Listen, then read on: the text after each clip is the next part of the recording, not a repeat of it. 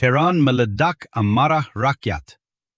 Ribuan orang turun ke jalan meneriakkan, "Mati untuk Amerika, mati untuk Israel," di tengah serangan udara brutal dari musuh bebuyutan mereka. Langit abu-abu. Tehran dipenuhi asap bom. Tapi semangat rakyat Iran tak padam. Justru membara seperti api neraka yang siap membalas dendam. Ini bukan film Hollywood. Ini realitas pahit. Iran sedang dirobek perang dan rakyat kecil bangkit melawan penjajah imperialis. Hanya beberapa hari lalu, pada 28 Februari 2026, Amerika dan Israel melancarkan serangan kilat, membunuh pemimpin tertinggi Ali Khamenei dan menghancurkan ratusan target militer. Tehran berubah jadi lautan api. Dengan lebih dari 1.000 korban jiwa dalam 5 hari, angka yang terus melonjak seperti badai tak terkendali.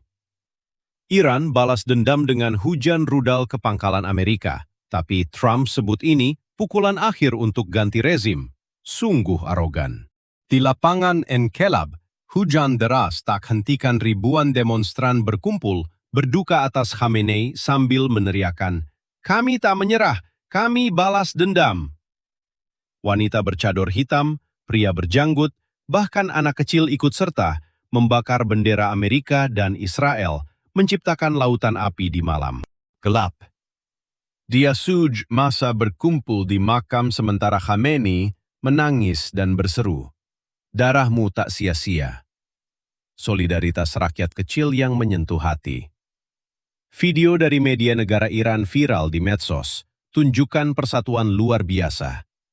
Tapi apakah ini tulus atau paksaan rezim? Sebelum serangan, Iran dilanda demo ekonomi, inflasi gila, rial ambruk, infrastruktur rusak, pemerintah tekan brutal ribuan nyawa. Trump harap serangan picu pemberontakan internal, bebaskan Iran dari diktator. Tapi malah sebaliknya, rakyat bersatu lawan musuh luar. Nasionalisme membara. Kami bertarung, kami mati, tapi tak terima penghinaan. Slogan populer yang bangunkan jiwa rakyat kecil. Basij dimobilisasi atur demo, ubah jalanan jadi medan perang rohani, tapi di balik itu, luka internal masih menganga. Demo tak hanya di Tehran Yasuj, tapi Sanandaj, Ilam, di mana massa kutuk kejahatan Amerika Yahudi di depan gedung rusak bom. Meski internet diblokir, video bocor keluar. Rakyat teriak slogan dari balkon rumah, tak peduli ancaman senjata Basij. Gelombang amarah Iran picu badai global. Di Athena Yunani, ribuan bakar bendera Amerika Israel seru hentikan perang. Di Manila, Filipina, polisi jaga saat massa bakar bendera Amerika di depan kedutaan, sebut ini perang ilegal. Bahkan di Amerika sendiri, dari New York ke Los Angeles, puluhan ribu demo tak ada bom untuk Iran, blokir jalan, paksa polisi turun tangan. Di Pakistan, demo berubah kekerasan, 26-35 tewas, 120 luka. Di San Francisco, Answer Coalition gelar Hari Aksi Nasional lawan intervensi militer. Eropa Asia bergolak. Tekanan jalanan bisa ubah kebijakan, meski Senat Amerika gagal batasi kekuasaan perang Trump. Di Nusantara, umat Islam Indonesia harus waspada. Perang ini bisa naikkan harga minyak, pukul rakyat kecil kita, solidaritas saudara. Kontroversi muncul. Apakah demo Iran asli dari hati rakyat, atau sandiwara rezim untuk kuatkan kuasa? Pakar PBB sebut ini drama di tengah tragedi kemanusiaan, di mana ribuan korban represi sebelumnya dieksploitasi untuk perang. Media Barat ragu, ini rekayasa. Sementara Iran tegas, sukarela. Komunitas Iran di luar negeri seperti Los Angeles justru rayakan kematian Khamenei, kebebasan datang. Dampak tak terukur. Iran serang Lebanon. Negara Teluk desak Amerika stop. PBB minta deeskalasi, tapi biaya perang sudah. Miliaran dolar. Korban sipil bikin dunia bergidik. Masa depan bagaimana? Apakah teriakan mati untuk Amerika di Teheran jadi awal perang total atau katalis perdamaian? Rahasia gelap. Perang minyak global, Amerika potong leher China hanya dalam 60 hari. Dampaknya bikin harga BBM kita di Nusantara melambung gila-gilaan. Wahai saudara-saudara di Nusantara, bayangkan ini. Dalam hitungan 60 hari saja, dua pemimpin negara kaya minyak tiba-tiba hilang dari kursi kekuasaan. Satu diculik pasukan khusus Amerika di malam buta, yang lain tewas di tengah ledakan bom siang bolong di ibu kota. Duar, duar! Suara bom bergema dan darah mengalir di jalanan. Tapi tunggu, ini bukan cerita film Hollywood. Ini kenyataan pahit di awal 2026. Nicolas Maduro dari Venezuela dan Ayatollah Ali Khamenei dari Iran.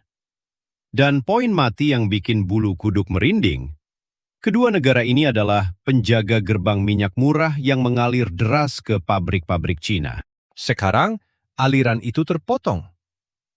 Harga minyak Brent melambung ke $82 per barrel, tertinggi dalam 14 bulan.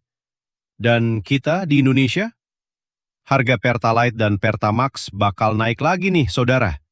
Apa ini rencana jahat Amerika untuk bikin China lutut tekuk dan kita rakyat kecil yang menderita? Ledakan ini bukan kebetulan, teman-teman. Ini seperti serangan mendadak yang dihitung dingin. Maduro ditangkap 3 Januari 2026 di Caracas dengan sirene polisi wiu wiu wiu membahana malam itu. Hanya 58 hari kemudian, 28 Februari 2026, serangan udara Amerika Israel hantam Tehran, bunuh Khamenei. Eo Hormuz, jalur vital 20% minyak dunia, langsung diblokir Iran sebagai balasan. Harga minyak langsung loncat dari $70 ke $82 dan bisa tembus $100 kalau konflik berlarut-larut. Rakyat Indonesia yang import juta barrel minyak per hari pasti merasakan pedasnya. Inflasi naik, harga makanan melambung, ojek online protes karena BBM mahal. Apa salah kita? Fakta-fakta mengejutkan. Timeline pemotongan leher minyak Cina. Mari kita urai fakta demi fakta, seperti reporter yang lagi live di lapangan dengan nafas terengah-engah karena saking geramnya. Semua ini berdasarkan data Kepler, Politico, Reuters, dan laporan ahli seperti Erica Downs dari Columbia University.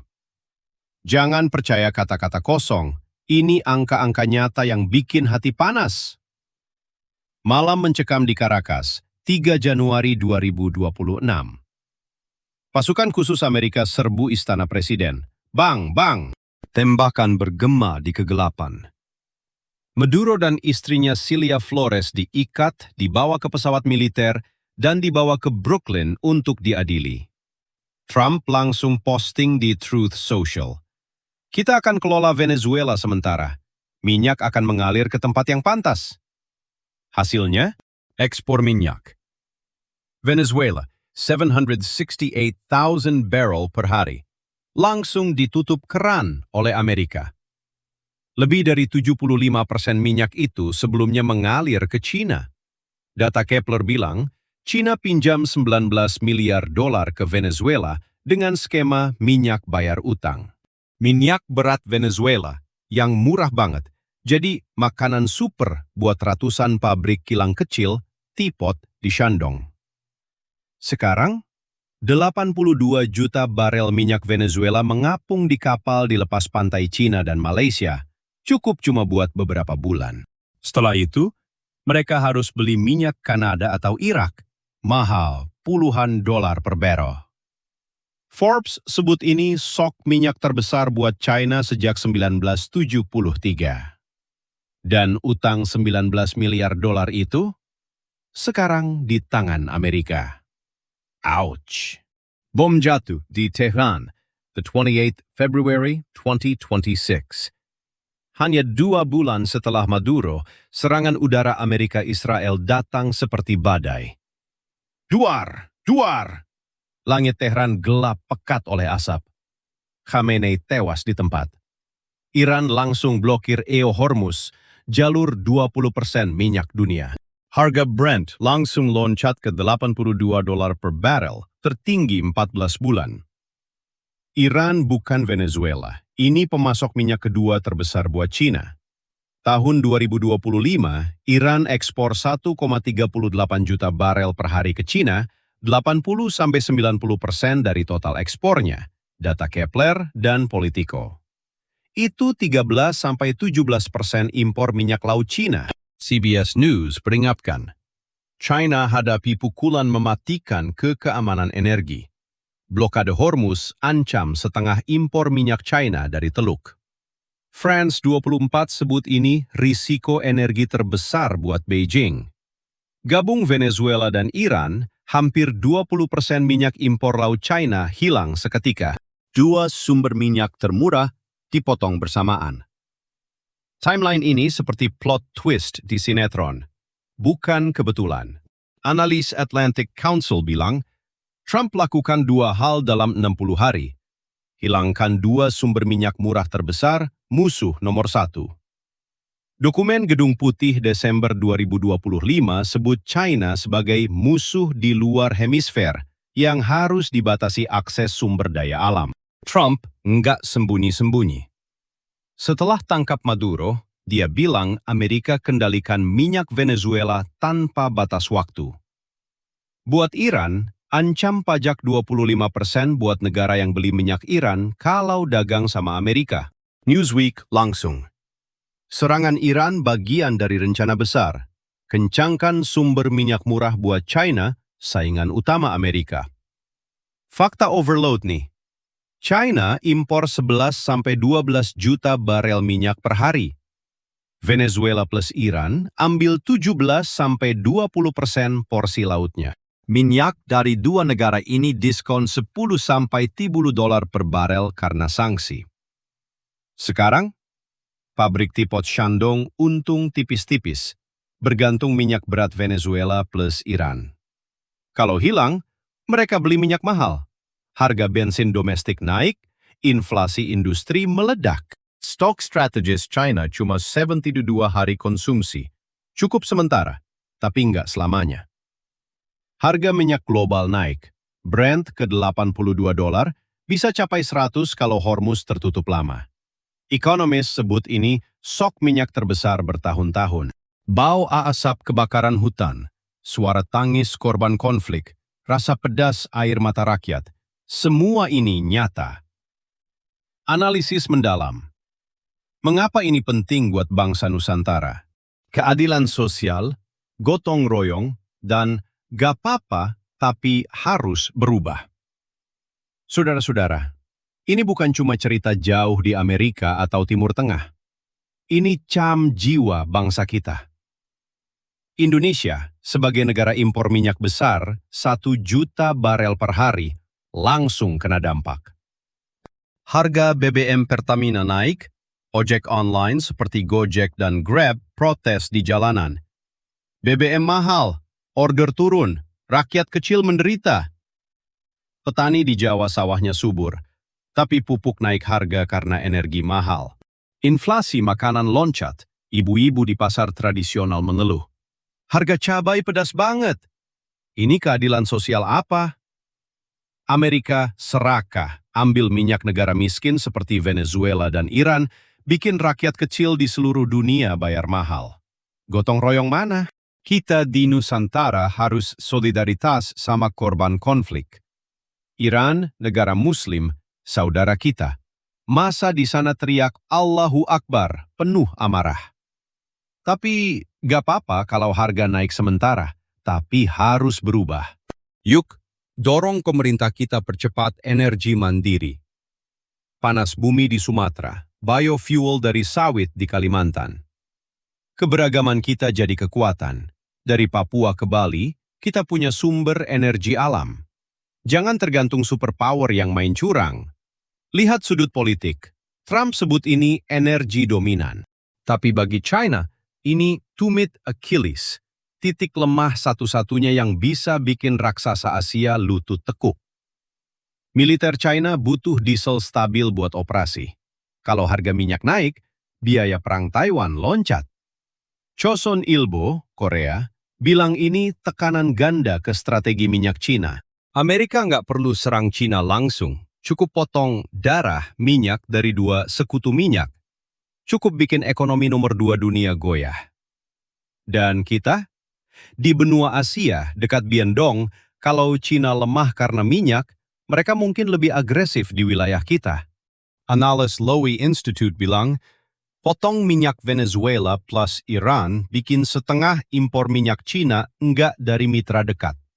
Di krisis Taiwan, pasokan bisa putus total. Ini peringatan. Dunia masuk era baru, di mana superpower pakai bom dan pasukan khusus buat kendalikan aliran minyak, bukan cuma sanksi. Fentik ekonomi, kerugian Cina?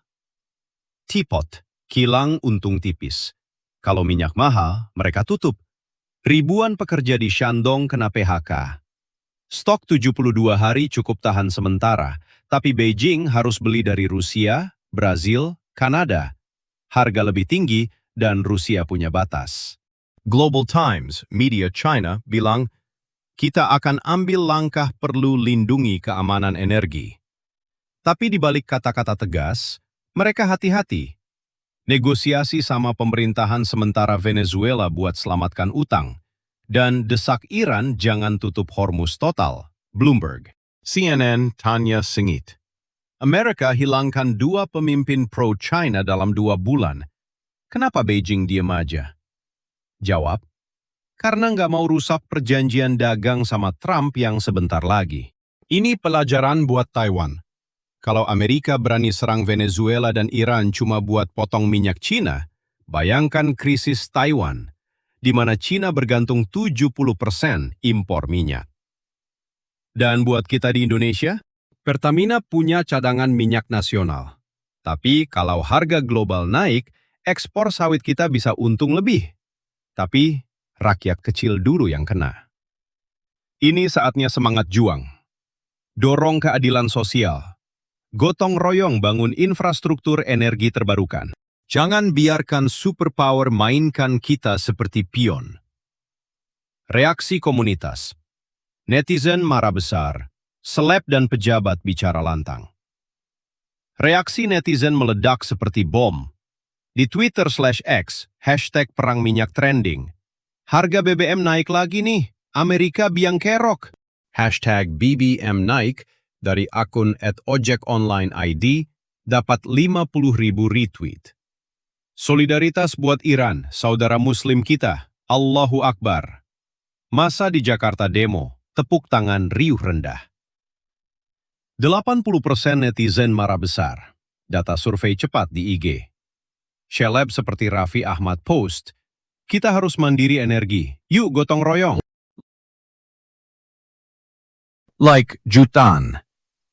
Pejabat kita? Menteri ESDM hipotetik bilang, kita tingkatkan stok minyak nasional, dorong renewable agar tak tergantung konflik luar. Quote viral dari Global Times. Ini pelanggaran hukum internasional, hegemoni Amerika. Tapi analis Atlantic Council, Maduro jatuh mungkin untung China jangka panjang kalau pemerintahan baru ramah. Pendeknya, rakyat kecil marah. Tapi ada harapan solidaritas. Akhir yang mengguncang. Apa selanjutnya buat kita? Saudara, cerita ini belum selesai. Minyak masih mengalir, bom bisa jatuh lagi. China, raksasa yang dulu tak terkalahkan, sekarang rasakan pahitnya dipotong leher oleh minyak sendiri. Tapi buat kita di Nusantara, ini panggilan. Apa langkah Indonesia? Dukung China atau manfaatkan ekspor sawit lebih banyak? Atau ini saatnya bangkit mandiri? Lindungi energi bangsa dengan gotong royong? Share kalau kamu marah sama permainan superpower ini. Mari diskusikan di komentar. Trump jenius atau bahaya? Yuk berubah sekarang sebelum terlambat.